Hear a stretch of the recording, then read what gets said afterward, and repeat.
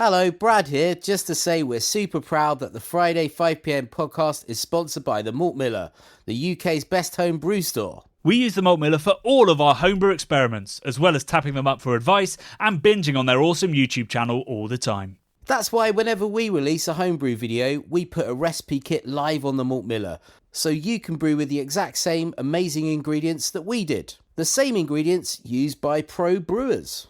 So alongside the Malt Miller's nitro-flushed hops, cold-stored yeast and milled-to-order malts, you can pick up recipe kits for our 5 Points Best Bitter, Russian River West Coast IPA, and now the fastest beer in the world, a hazy session IPA that goes from grain to glass in less than 48 hours. Sign up to their newsletter at tinyurl.com/Malt Miller to get 5% off your first order. With the Malt Miller's amazing customer service and Johnny's 48-hour recipe, you could order the ingredients on a Monday and be drinking the beer by the weekend. Speaking of which, it's Friday. It's 5pm. So enjoy this week's Friday 5pm podcast.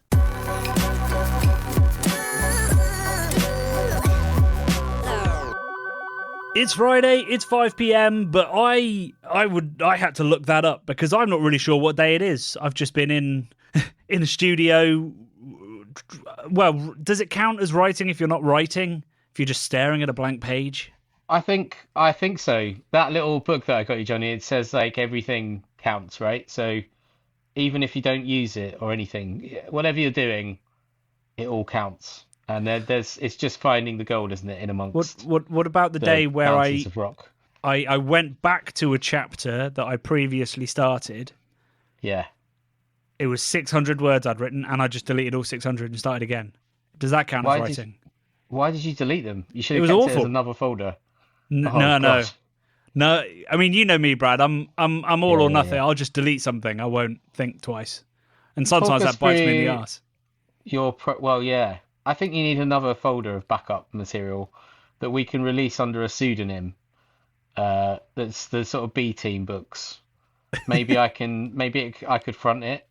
Could use my likeness, and I could do like a fist under the chin type 80s kind of look in the photograph on the front cover, and they're little wisdoms, Brad wisdoms from the beer. But they're my stratosphere. They're my B-sides. They're your cast-offs. I don't think you want my B-side. This one was. Okay. It was supposed to be. I mean, it was wild. Like, this is what happens when you, because a lot of like books such as the one you bought me, or people would say that the most important thing is that you write, right? So sometimes it gets to the point where you just tell yourself, just write something, even if it's not exactly what you intended, even if you're not sure where it's going to fit. Just if there's a topic that's on your head, in your head, write it.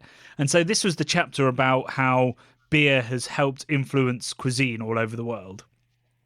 Yeah. And I managed to make it about the J curve. The idea that drinking small amounts of alcohol is actually more likely to elongate your life than shorten it.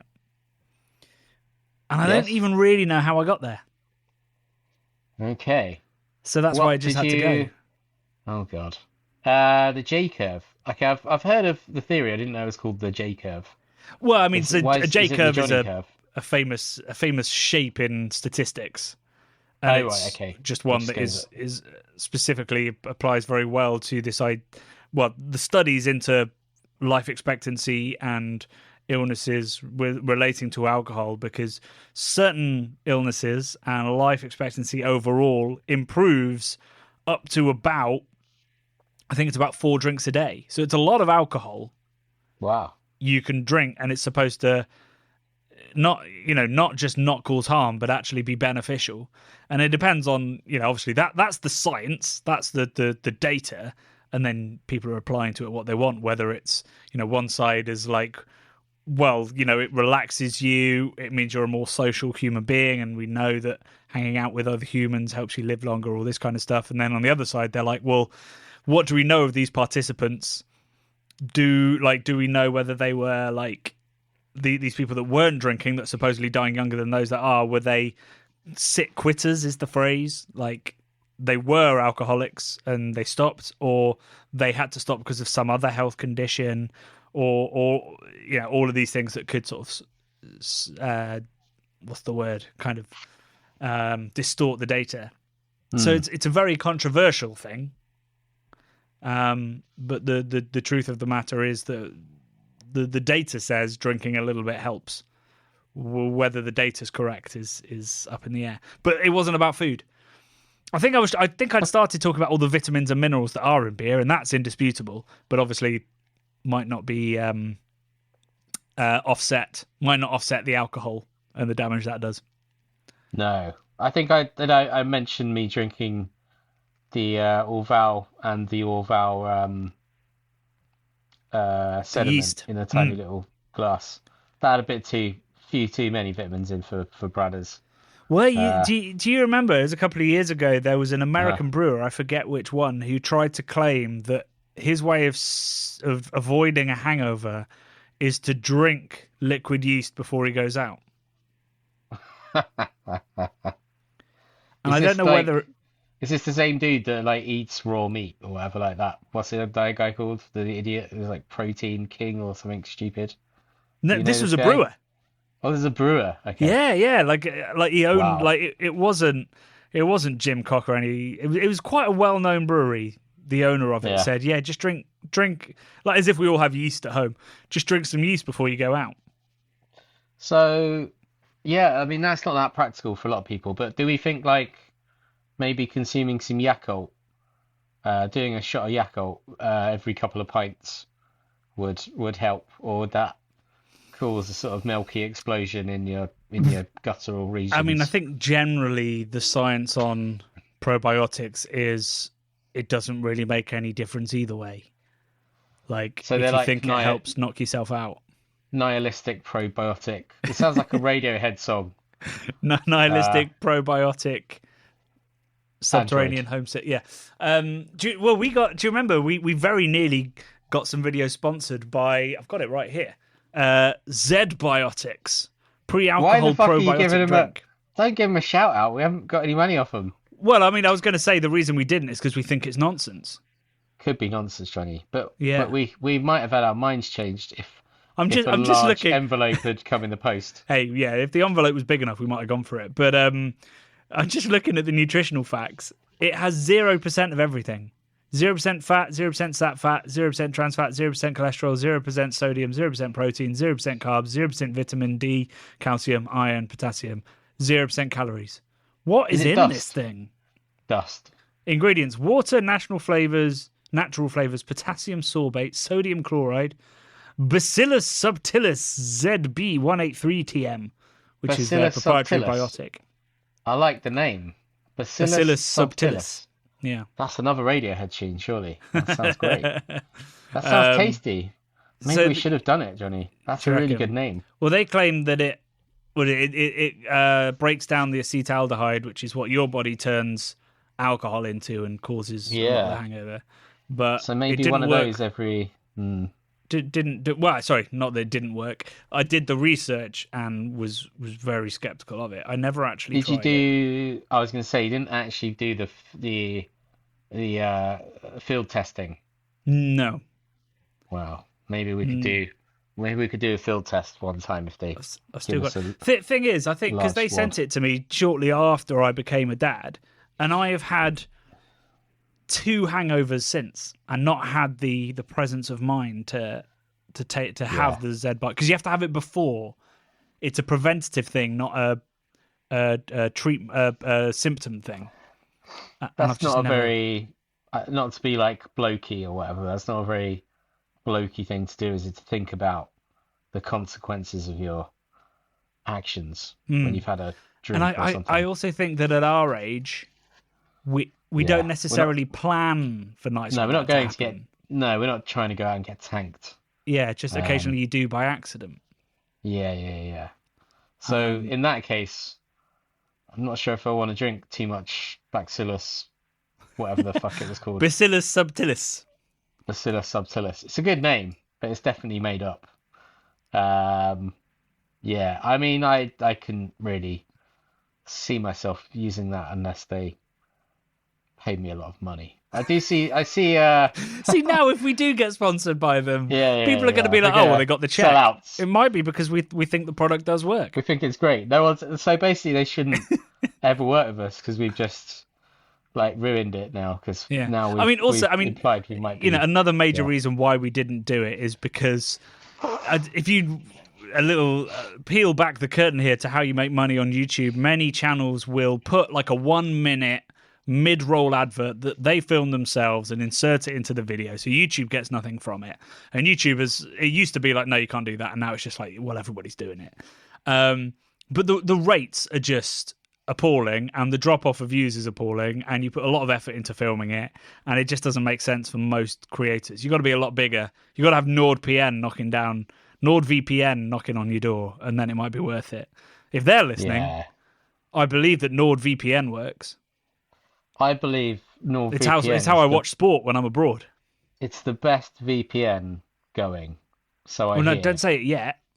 Unless they don't want to work with us, and then And then it's the worst. use Tunnel Bear or something. I don't know what they're called anymore. Yeah, I don't even Don't know know what the ones name are. of other VPNs. That's how good NordVPN has been. NordVPN? Targeting me. I don't even know the name of other VPNs. Yeah, That there you should go. be There's the their advert. tagline. That's the CBC advert. Great, let's do Yeah. it. We'll just figure out the details Guinness Guru now. was with him, wasn't he? He was getting the views apparently. Was he? Yeah, No but I think way. it was on Instagram. He's much bigger on Instagram. We don't court sponsors though. To No, be fair, we're not sponsor chasers. we're not good enough at business to to be approaching sponsors and making money out of this thing. That dude definitely would be chasing sponsors. Yeah, probably. That's his whole thing, right? His shtick, right? He's up for the shtick. As Yeah. long as the shtick has got a pound note at the end of it. Or It's a couple the of carrot euro. and shtick approach. Yeah. That's Yeah. it. The carrot and shtick approach. That's the name of the app, right there. Anyway, yes, we have unsurprisingly got sidetracked. So yes, I've been doing lots of not writing. What have you been up to, Bradley? You've had much more fun. Yeah. Well, I've seen old friends. So talking about like hopefully extending your life by drinking some stuff and what that brings with it when you drink. I've seen groups of old friends that I haven't seen since January. I worked out the last time I saw my friends that I saw last Friday. I haven't seen them since January, mate. That's too long.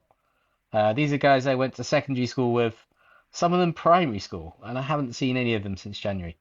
And then the week before, I saw friends that I haven't seen in several months. Also, we both focused around going for some beers around my kind of birthday, turning 40/41. Some of them are 40.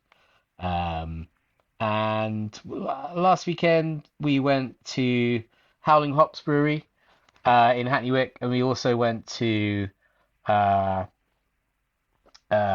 Tap. Beer Merchant's Tap. Sorry, my brain. I only opened it, whatever. Yeah. You only opened it, and we did loads of work with them all the time, and they're one of our sponsors. We love them. Sorry, I had a brain And fart there, this but- is why NordVPN I'm calling. But honestly, Howling Hops, I do like Howling Hops. I've always had a soft spot for it. I used to like their, I think it was a Keller Pills that they used to do. It was like just really yummy. Anyway, we went there because I suggested it, and they had the Howling Hoptoberfest on, right? So I think they've got about 10. If anyone doesn't know, Howling Hops is in Hackney Wick, and it's I believe it was the first UK sort of, they called it brewery tank bar. So they've got all of they brew in the back in the brewery, and then they've got 10, I think about 10 tanks lined up, and you drink straight from the tank, which is always pretty Well, they good, pour I straight think. from the tank. You don't sort of Sorry. go behind the bar and just open your No. mouth under the faucet. No. Not, you're not Homer Simpsoning it, and not unless they've all run away or something. But yeah, I had this Howling Hoptoberfest on, which I think it might still be on, which was pretty interesting because I've only ever seen them serving their own beers, obviously because they brew beer on site, and then it goes straight to tank. But they actually had a Colonel beer on, a Drop Project, a Pillars, a Mondo, Whoa. and a Gravity Well as well. All Right. I'm presuming tanked in. They weren't collabs. They were straight up Pillars Brewery, straight up Gravity, Drop Project. And they were Yeah, so they I had a tank few of them. that They were stuff pretty in. good. They must have they must have tankered it in, right? Yeah. I don't know Wild. the ins and outs, but it all tasted pretty good. I mean, I was a little bit drunk at that time, but it was tasting pretty good, Johnny, I must say. So if anyone happens to find themselves in London, and if it's still on, go check it out. I'd highly recommend it. One thing I wouldn't recommend, Johnny, was they had, they have like pub games in there, and they chose, bearing in mind that the floor is like concrete, they chose to have giant Jenga blocks. And some idiots were playing it on a table, and every 5 minutes, I would say, massive catastrophic Mm. crashing noises that were like really incredibly jarring. How Um, giant is giant? Giant Jenga, mate. We're talking like the size of a brick you'd have in your house, like a big ass brick. You could probably clock someone on the head with it and hurt them Right. a lot, which is another reason why you wouldn't want those in a bar Mm. potentially. Didn't they used to get like Millwall fans or something going in there? If I made that up, that was like a match day Well, sort the of West Ham place. Stadium's just around the A corner. West Ham. See, Yeah. I know nothing about football. Yeah, yeah. Clearly, I because would. I mean, Millwall is not in East London. no, it's not. It's over where my old. Yeah, it's over in Old Kent Road sort of way, isn't it? Hmm. It's where I used to take my classic car to, Johnny, before I sold it. That was very sad. What do you mean you used to take it there, like for a day out? I had a Oh, for mechanic, Adam. servicing. Yeah, he fixed these weird little Japanese cars that I had Right. called a PAL, and he used to do Figaros, and his dad used to fix rollers and Jags, like classic E-types and things like that. So it was pretty cool. And he was telling me that he restored. There are two really famous minis that did a round the world trip or something. Some famous, I want to say like Sir Edmund Hillary or someone like that. I don't know. Oh. Someone went round the world in two minis, or they went across Africa or something. Or I don't know. I can't remember. And he was the one chosen to restore them, which I always thought was pretty cool. So Yeah. he sprayed these things up and did all the livery on them and stuff. But he was a super nice guy. Anyway, I've digressed too much, Johnny. Uh, Last weekend after I went there, I got up the next morning. Didn't really have much of a hangover, which was great. Then I drove to Margate, um, and I had, this is peak Brad Saturday action. I watched two Morris dancing troops doing a Morris dance off uh, across the road from the two halves micro How, pub. how do Morris dancers dance? Sorry, no. Finish your story, then I'll ask. Yeah, where they were serving green hop beer from Wantsum Ale, which is a local brewery to Margate somewhere. I'm not exactly sure where they're located, but it was a green hop ale, so it was like nice and hedgerowy and kind of that special thing you can only get with a green hop. Incredibly Kentish. Watching the local Morris dance troupe, who are kind of like a hipster Morris dance troupe, dancing off against a rival troupe from London, Right. and I'm trying to remember their names. I How probably will. Yeah, go on. how does a Morris dance troupe dance off? Like, do they get faster or more intricate or Uh, like? I think it wasn't very. I said dance off. It was more like you have a go, then we'll have a go. Oh, right, But they're it was just taking interesting turns. because uh the ones from Margate who are it's definitely like a bit hipster vibes. They're called Boa Street Morris.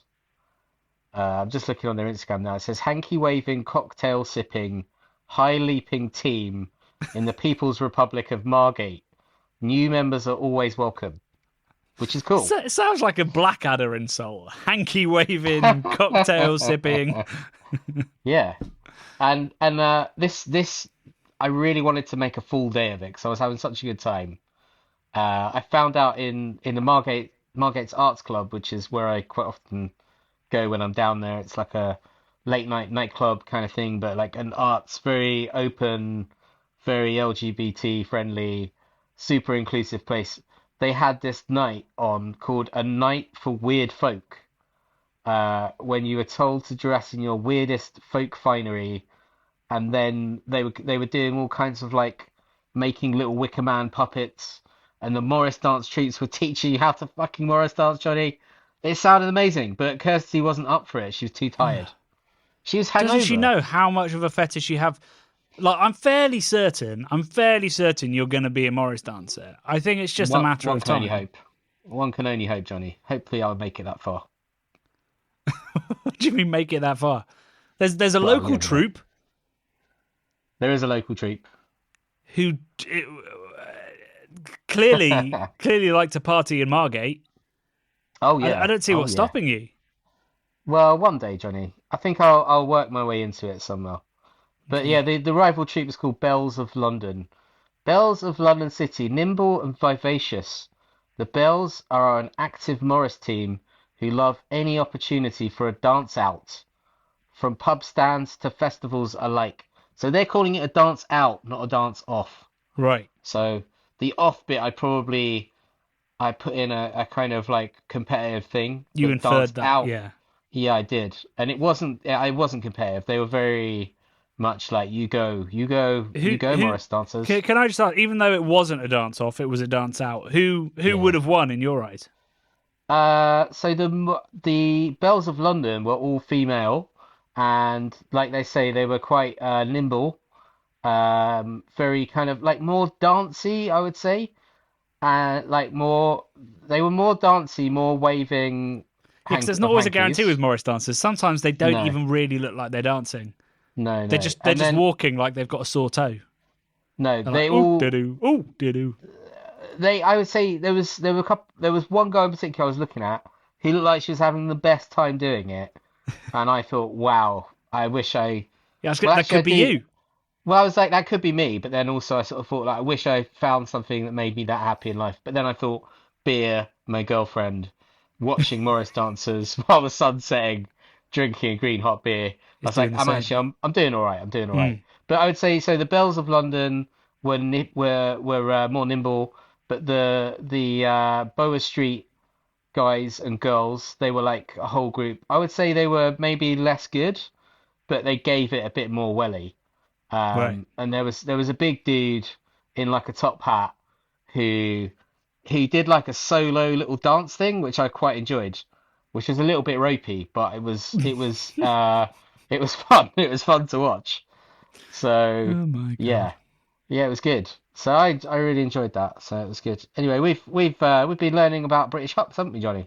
Going from a green hop experience of my weekend. We have, yeah. We didn't actually drink any green hopped beer while we were out there. But, well, because it was fairly near the start of harvest. It was right at the start of September, actually, so about halfway through. And yeah, that was this week's video. So it was kind of a follow-up to our documentary, The Time Is Now, which we released last year. Now award-winning. I don't think we've talked about that, have we? We haven't. No, we haven't. We won the Food Service Footprint Customer Engagement Award. Stakeholder engagement. It's very like US Office, sort of like something that the Scranton branch might win. Do you know, weirdly, no, it's good though. Well, yeah. So, firstly, it was about getting the right people passionate about ecological, sustainable causes. I realised, like, as soon as they meantime told us that it was up for this award, and they said it's the Food Service Footprint, I was like, that rings a bell. And do you know what? Yeah. When I was at university, I had a restaurant blog. I was doing my master's in journalism, so 2009, and nobody read my blog except for one guy. Man Claps Hands or something? Fat Man Claps Hand. Well, it's called Fat Man Clap Hand because when I made the URL, I put a typo in. It's supposed to be Fat Man Claps Hand, but put a typo in. Anyway, somebody read that from the magazine Food Service Footprint, and for a while I had a column about restaurants in that magazine. Food Service Footprint. Food Service Footprint. That's so you've gone full circle. Yeah, a decade later, won an award. Fat Man Hands Clap. Full Food Service Circle. Food print for Footprint Circle. Yeah. That's anyway. Great. So, yeah, we won this award for getting people excited about British hops and the sustainability implications of that, obviously within the UK. And yes, we followed it up this week with a documentary that went back to the hop farm that we visited, Hawkins Hop Farm, to find out if anything had changed, find out how the last year was, find out how the harvest was going, all this kind of stuff. And also to have a bit of a more in-depth chat about what's being done to address the issues that are ahead. Because, we sort of turned up, we're told everything shit, said we'll take those hops and walked off. Whereas this time we were like, we got to visit the nursery and see the future of British hops. Or smell. It's pretty smell cool. The future. Yeah. It was more than cool. It was pretty amazing, I thought, Johnny. It was very good. It was dead exciting to visit, what is essentially a secret location where these hops are being grown. Because, anybody could come and steal those ones. We could go back to K9 and nick them. That's true. We're not going to do that, Will. What could we call it? So it's not like a CIA black site. What would it be? It'd be like a HOP brown site, green site. I don't know what you're talking about. Like CIA and whatever have black sites, don't they, where they hold prisoners like indefinitely and extract information out of them by tickling them by totally legal means. Yeah, totally illegal tickling methods and whatever they might get up to. Yeah, I think they're called black sites, aren't they? Are they? I don't know. I've got no idea. Yeah, well, I've watched a few programs where they talk about stuff. You've watched a few programs about most things. Yeah. And then you get like a brown site, right? That's somewhere you're not allowed to build on or something. Is that what that means? I don't know. There's like a brown site. Then you get green belt, don't you, where you're not allowed to build. Basically, right, okay, sorry, so you'll mix it. So you've gone from CIA terrorist prisons to brownfield sites and greenfield sites. It's a green belt, yeah. So just like, what could we call an undercover? Because it's a secret stash, isn't it? A secret growing lab. It's I guess it's an outdoor secret outdoor laboratory. Yeah. It's cool. I've made it weird, but it was genuinely pretty interesting to think that there's like thousands of hop varieties that have never existed anywhere else, and they're kind of growing in these sort of random fields. Something we didn't really... I wish I'd put it in the VO or sort of mentioned it on the day, but it was amazing. Will had a little line, I can't remember whether it made the final cut, about how, you had, whatever it was it 2,500 plants there? Or was that in total? They have 2,500 plants. It might have been 500 plants. And you've got ones that are literally dying on the vine, won't survive to autumn. And then you've got next to it ones that are incredibly healthy. And I think it just really shows the vulnerability of plants, not just hops, but of all agriculture. These are hops that need exacting climates to survive and to thrive, and we have to find either those climates or we have to find those plants that can thrive in it. And it kind of hammered home to me in retrospect as I was editing and since I've rewatched it that it's not an easy task, and it's not something that they're making up. They're not just sort of saying, "Oh, it's a bit tough" in a bid to get some attention and stuff. And hops are fragile things that need a lot of care and attention, and increasingly in the increasingly warm world we're living in, we need more hops, more different varieties, or else we're going to lose them. And I think the nursery, weirdly, was the place that really hammered that home for me, just how vulnerable these things can be. I think they should come to my garden, Johnny, because I've got some weeds which I can't kill, which it doesn't matter. You can try and rip them up and anything, they just come back. They're like the Terminators of weeds, right? So they should try and hybridize the garden weeds in Brad's garden. Oh, you think you've got indestructible weeds? Yeah, with a hop, and call it the ballistic Bradders or something, because it's bulletproof. It's a thought. It's a thought we can put it to. It's a bad one. So while that happened, shall we look at the comments? Yeah, let's get on to the comments. I'll stop with the silliness. So my favorite comment was from Jaden Green. Oh yeah. He said, "Great update. Inspired by last year's film, we planted 3 hop rhizomes.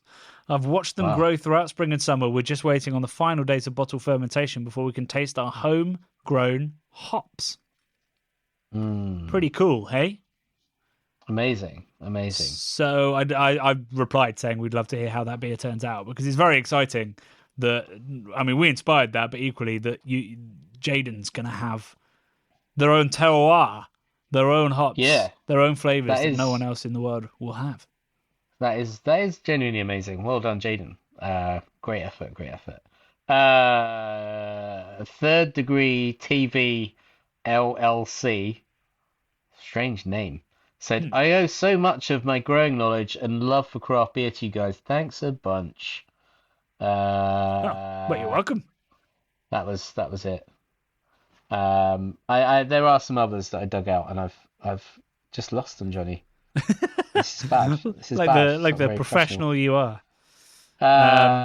Michael Anderson said YouTube really needs to invent smeller video. I saw Breaking that all those cones must have been very interesting. You know what? A lot of them didn't smell of a lot because, they were alpha varieties. They weren't sort of bred to. But there were some fantastic smelling hops. The one that we talked about that I called Melanie was very nice. And K9 is an incredible smelling hop. I'm very excited about that. I hope that... I think it's pretty much guaranteed they're going to grow it out now in a larger plot and let some brewers brew with it. And hopefully we can try and get hold of some next harvest and give it a go, because it just smelt like a New England IPA straight off the bat. It would have been nice to have posted the hops to you so you could have smell-o-vision, but obviously they wouldn't have been in the best condition by the time we had. No. I had a comment from David Ellis. He said, "This should be the benchmark that all other documentaries should be measured against." Oh, lordy, David. That's a lot. All other documentaries, Johnny, not just beer ones. Yeah, not just beer ones. All other documentaries. No. Entertaining, informative, well-produced, and personable. Personable? Thanks. Personable, yeah. Which isn't always the case when it's just me. No. Mostly when it's just an episode that's me, I bring out the trolls. Interestingly enough, the Beer Expert Drinks American Regional Lagers has gone vaguely viral again. Oh yeah, the YouTube algorithm's wild. It started getting interest again for whatever reason, and so the trolls. It's the trolls up are again, back. is it? Yeah. Oh man, that's interesting. I'm not quite sure what's caused that. Just some kind of critical mass of people. I know all you need is like a news story about a certain beer, and people Google it, and that video. That video comes up. But yeah, so the trolls have come back around. So I've been enjoying dealing with that. What have we had? We've had 6,000 views in the last week. So yeah, 1,000 views a day on British Beer Expert Tastes American Macro Lagers. I'm not going to lie, most of the people that watch it hate it. Damn. Yeah. Have you seen Reiki from the Malt Miller is off going up and down the California coast at the moment? I saw he's drinking some Pliny, yeah. Drinking Pliny's, he's drinking Allagash, he's doing all the sights, he's having the best time. I'm very jealous, Johnny. I need another American adventure. Well, do you know what's based on the west coast of America? The state of California? I was going to say Z-Biotics and their Bacillus sibidibilus. Well, when we make them $1 million frickin' and they fly us out there on their private Z-Biotics jet, Z-Jet, we'll call Z-Jet, it, then we can jet on over. And I'll say to them, seeing as you fired up the Z-Jet boys, can you drop us off down drop us off the Santa Florida Rosa Keys or somewhere? Oh yeah, Santa Rosa, that's even better. I was thinking we go and have a little kind of an extra holiday. An extra holiday after, just as we got the jet warmed up, it'd be rude not to. Go explore Honeymoon Island again. Yeah. Save another turtle or dolphin. Dolphin? What are we on about? Tortoise. We didn't save any dolphins. We did see dolphins though when we were on the jet skis. What would we have done if there was a dolphin in the road? I guess it would have been we'd have fucking done the dead, same man, thing. wouldn't it? We would have tried to save it. Yeah. It's an interesting one. How would you couldn't roll it because the fin on its back would just stop it rolling, right? How firm is a dolphin's fin? I don't know. I reckon they're pretty firm, and I reckon You they reckon it get wouldn't pretty just sort of pissed off. fold? If you tried to roll it on its back, I reckon it'd go fucking mental at you, probably. Yeah, I mean, his temper, his fuse would be short already because he's on a road. Yeah, Yeah. he's stranded on a road. Yeah. You'd have to be worried about him, wouldn't you? If you found a turtle on the road. Turtle? Why am I saying turtle? Dolphin Dolphin. on the road. Because also the same applies to a turtle. A turtle shouldn't be on the road either, really. I mean, they can go on land, but they're not, they're not great at it, as any nature documentary will show. It's a bit of a risky time for them. Are we talking? You're talking terrapins, aren't you? Or you're talking turtles rather than because that was a tortoise, wasn't it? We saw. Yeah, but you keep This saying is what's turtle. confusing me. I know, and I'm an idiot. That's why Yeah, so I'm a turtle wouldn't be confusing a stuff. tortoise, which is what we Yeah. rescued, was fine, Yeah, just yeah. in the way of the car. It's because I've just today did I already say I've been to the Horniman Museum? I don't think I did. No, did I? you haven't said Yeah, that yeah, while yeah. we've been recording. You were No. telling me beforehand. Just Yeah. here's a moment of clarity for everybody. Every story you hear on the podcast is told to me before and during the podcast. That's why I often Multiple try to steer the tellings. conversation back. Tell us about the Horniman Museum again, Brad. Well, I went to the Horniman Museum, which is where it's a special place in my heart. My dad used to take me there when I was a kid, so I always enjoyed going to the Horniman Museum. It's like a mad Victorian philanthropist dude who just stole a massive amount of stuff from around the world. Lots of natural history stuff, not just like, oh, that's a nice marble over there. I'm gonna fucking have that. Take that home with me. See you later, twats. It's more like, have you got any interesting bones, or that animal over there looks fun. Let's shoot it and stuff it, and I'll take it home and put it in a cabinet. So it's got this incredible array of weird sort of taxidermy mountings that are Victorian taxidermy mountings, which is why I kept saying turtle rather than tortoise, because they're really famous for having a giant walrus, right? Which got shot in, is it the Antarctic or the Arctic? I don't know which one the walruses are in. But anyway, it got shot in the Victorian era, and they're fucking massive, obviously. They brought it back to London, and they didn't know what a walrus was supposed to look like, right? So, walruses, if you see them, they've got loads of wrinkles and folds in their skin where they fight, and they whack each other with these giant teeth that they've got tusks. They didn't know that. The taxidermists didn't know that. So they basically just inflated it like a balloon. So it's like this giant blimpoid walrus that they've got as the sort of centerpiece. It's very famous. It's very, very famous. It's worth a Google if you haven't seen it. It's worth a Google. It's hilarious. But so there was that, but there's also like a really weird, sketchy model of a turtle, which is probably like the least cool looking thing in there. It's like paper mache. It looks sort of like super aerodynamic in a weird, childlike way that someone who's never seen a turtle has like tried to paper mache one. But it's also not very big, and then it says next to it, real size, 6 feet long. So you look at it and you're like, oh, it looks shit and it's tiny. But that's why I kept saying turtle rather than tortoise. But they've got some great stuff in there, Johnny. No beer stuff, unfortunately. But yeah. I thought that could have been a place of research for my book. Could have been. But no beer at the Horniman. No beer at the Horniman. They do have beer. My friend Ben someone got married. I can't remember. Someone got married there, Johnny. I went to a wedding there. Oh wow. Wedding service type thing, yeah. Did the walls get dressed up? No, that'd be great if it was inside there. It was in like they've got like a hothouse kind of conservatory glass room type thing at the back. So it was in there. But I've run out of steam, Johnny. I've had my two nephews and niece over, and they were just jumping around the living room about 5 minutes before we went on air. So I'm a little bit pooped, and we all had a Happy Meal each. So I've eaten a Happy Meal as well, and I'm feeling very low energy now. The last time we ended up, it was in a Burger King, wasn't it? You got a kids meal. What's this kids meal in fast food outlets situation? Do you like the toy? I gave the toys to my niece and nephews. But what is the deal with it? I guess I'm trying to lose a bit of weight, so I'm justifying eating a fast food By having a meal tiny by one. getting buying a tiny one. I don't know. I just Sure. thought it was funny. Right. Everyone else was having one, so I was like, oh, I'll have a Happy Meal too. Um, yeah, but now I'm feeling very weak, and my brain has been addled by the Yeah, sugar. you need energy I for need three some kids. beer. I need All some that, beer, all man. that. That's what I need. Yeah. Um, I mean, I don't really know where to take it from there because it's so far removed from beer. Mm. I don't I think I can bring can. it. I can bring it back around to beer if you want to. I went to see a film this week. I went to see Stop Making Sense, the Talking Heads live tour performance. Well, live performance film, which is like an hour and a half long performance. Basically, it's the most incredible concert I think maybe I've ever watched. It's that good. I've never seen it before.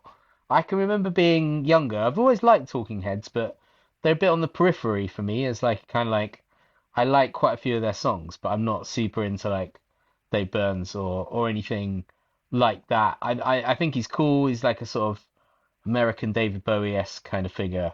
Um, but having watched this and just taking it all in, learning that he kind of masterminded this whole performance as well. And it is incredible. There's like 15 different musicians on the stage or something. Starts with just him, comes out with a beatbox, like a boombox. He's got that, and then he's got an acoustic guitar, sings Psycho Killer. Then they wheel out, I think her name's Tina, the like amazing bass player. She fires up. Then the next song, they bring out Guy on the drums, who's hilarious throughout. Then they bring out Synth Guy. Then they bring out, what do you call it, rhythm guitar or something. Every song they keep building, building, building, and the whole set is like really stripped back, and then they keep wheeling out these different pod sort of components. Um, and the whole time, everyone is like jogging on the spot. I felt exhausted after an hour and a half of watching it. David Byrne's literally he's doing laps around them at certain points. And he must have been so incredibly fit. He's like a sort of string bean kind of man. But it's sort of when you look at his face, I don't know how old he is in it, but I was like, who could play him in a film if they did a biopic? And I was like, it could be Fassbender. He had a bit of Fassbender to his face. He's a notoriously handsome man. Facebender. Facebender. He's a bit of Facebender, and also a little bit. Is it Cillian Murphy? Cillian Murphy? Yeah, yeah. Uh, Right. a little bit like out of Oppenheimer. So when he's sort of very gaunt, he kind of looks a little bit like him. A little bit, only a little bit. But I thought either of those guys could probably do a pretty good job. Um, Where but where does beer it's come into this one? Oh, before it, I went to Bodine's Barbecue in Soho. Got a Soho special with Kirsty. And then we ordered the 4 pint pitcher of house lager, which comes out with little frosty half pint glasses. The first couple you drink, you're like, this is pretty good. Frosty glassware, nice crispy lager. And then you eat a giant barbecue sandwich of pulled pork and pulled beef, pulled pork and brisket or whatever, and you get so incredibly full. The beer warms up. You don't really want a 4 pint pitcher of lager, do you? Because the head dissipates almost immediately, Mm. and then you're left with something that's just lost all of its luster. Um, so yeah, that was my rough attempt to trying to bring it back to beer. It Man, was a that bad was beer experience, basically, tortured. That was but not tortured, tenuous. That's the word I'm looking for. very very Yeah. tenuous. But I've heard that live performance before. I've never watched it. If anyone He's likes probably just trying Talking to get his Heads, steps in, man. We've all dude, it struggled is with that. ridiculous. It's so good, and there's like all this incredible shit, even to the point. There's one song where he's got like a floor lamp. You're like, oh, floor lamp, bit of a stage prop or whatever, and then he starts pushing it, and it's sort of like doing this wibbly wobbly rocking thing, and he's running around it as it's just about to crash on the floor, and like just saving it while he's singing the whole time. It was amazingly well orchestrated. And then everything keeps topping. You're like, wow, where does it go from here? Then it breaks down, all the lights go off, he fucks off the stage, and then Tina, the bass player, who's really cool in it, comes to center of stage, and the drummer just starts speaking and goes, "Hey, welcome to the Tom Tom Club. One night only, one track only," and they play Genius of Love, which is like an amazing disco, essentially like a disco tune, but it's Tom Tom Club, which I sort of didn't quite link in my head, is like all the guys in Talking Heads but David Byrne. I think he's probably involved in it as well, but it's a fantastic song. That performance is really charming, and she comes to the fore 'cause she's jamming out the whole time in the background, and kind of like Magnetic, you can tell that she's really cool and got a great stage presence. But until Burns goes off stage, she doesn't really get a look in. And the same with the kind of he's got two singers that are backing singers, and they're really cool looking, and they come a bit more to the fore as well. It was wonderful, Johnny. So we don't need to see this film anymore. We can live it vicariously through this podcast. It's so good. You just need to get the full experience, have a giant barbecue sandwich and some bad lager first, and then you've had Brad's night out. Yeah. I almost at one point passed out from being so full up of beer and barbecue. But I was like, no, this is too good. This is too good to pass out. But I almost had a meat whitey. Yeah. Right. Well, talking of being full up, I think we're full up with podcast content for this week. Yes. Next week, we have the Brew Day from Beak, which is an exciting one. Great interviews, great beer. Possibly, Whisper It, my favourite beer of all of the collabs that we did. And it's got a little twist in there. A little unexpected thing happened. Mm-hmm. So watch out for that. It's adds an element of danger to the whole video. So that's going to be entertaining to watch, and that'll be live at 4 p.m. on Wednesday. As always, it's edited, it's done. There's no way we're going to miss this upload. So for now, the book is unaffecting the upload schedule. We'll see how long that lasts. But yeah, we'll also be back for our. I was just going to say, anyone send in Johnny inspirational things to do to get inspired about how to write a book. But how to get into the right mindset for writing a book. You realise that every time I go to put hand to keyboard to write something, I'm probably going to get a tweet or a Discord notification with something trying to get me to put my hands to keyboard.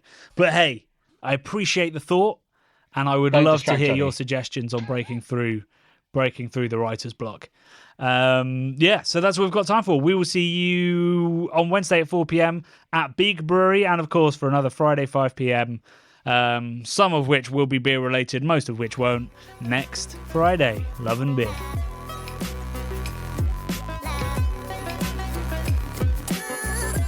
The Bubble and Friday 5 p.m. podcasts are brought to you by the nerds behind YouTube's craft beer channel. You can watch over 400 mini documentaries at youtube.com/the craft beer channel. And if you love what we do, support us via Patreon and get access to merchandise and our amazing Discord forum, a positive and welcoming space for everyone who loves beer, food, and homebrewing. Love and beer.